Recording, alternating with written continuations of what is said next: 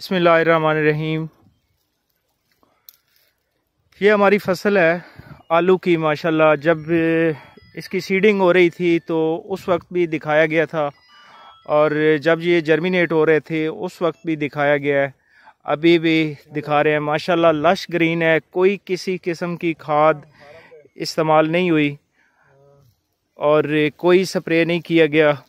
माशाल्लाह कोई जड़ी बूटी नहीं है। मल्चिंग की थी हमने पराली की, इसके अलावा बूरा और ये जानवरों का बचा हुआ चारा, ये मल्चिंग की थी हमने।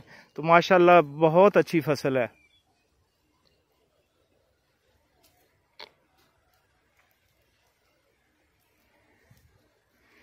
पिकनिक पे ये फसल लगाई गई है, परमानेंट रेज बेड।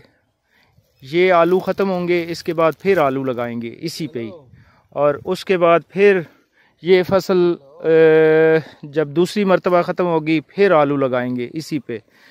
तो ये 4 दफ़ा हमने इस पे आलू लगाने हैं। देखना है कि साल में 4 दफ़ा पिकनिक पे आलू होते हैं या नहीं, और इंशाल्लाह आलू बेहतरीन होंगे और यही पत्ते जो हैं ये मल्च कर दिए जाएंगे। बहुत शुक्रिया।